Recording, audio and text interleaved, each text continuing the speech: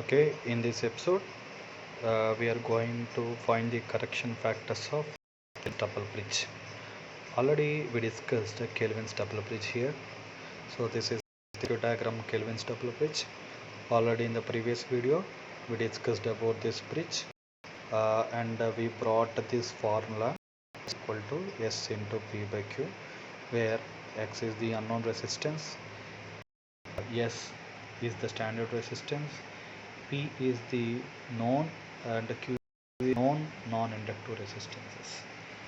So first you have to bring out the correction factors of double bridge. What is this correction factor?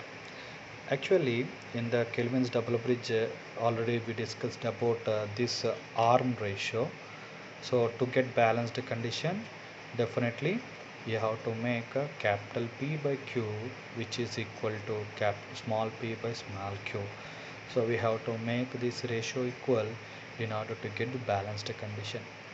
But practically you cannot make this ratio equal, since this contact resistances, that means X is the unknown resistance, this contact has some resistances.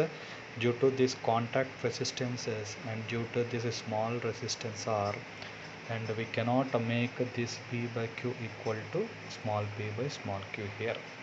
So for this we have to bring out the correction factor. So this is the small part in the Kelvin's double bridge, which is the two arms, small p and small q. So for this we will take only this small part for this mathematical analysis. So here you can see this is the total current entering, I2 is the current flowing through P and Q, and R is the small resistance connecting this B and C. So here from this one, the total current I2, by using this current division rule we can find. So here I2 can be written as I2 equal to the total current is I, and the opposite resistance is small r by total resistance. So you'll get I into small r by P plus Q plus R. Call this as equation 3. So but here in this equation, here R is very small. So that means this resistance is very small. So you can neglect it.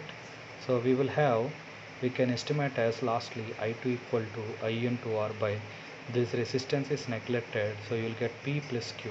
We call this as equation 4. Now substitute this I2 in 1 and 2. Already we know this 1 and 2 equations in the previous discussion.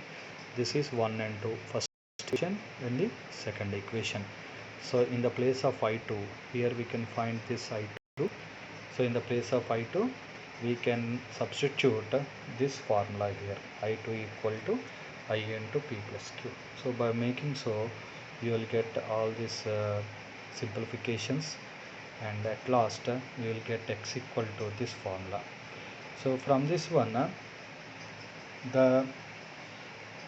we can say that the ratio P by Q should compulsorily be equal to small p by small q. So you will get X equal to P by capital Q into S.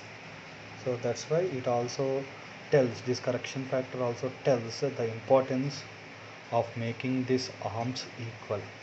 So definitely we have to closely equate these two arms in order to get this formula. Thank you.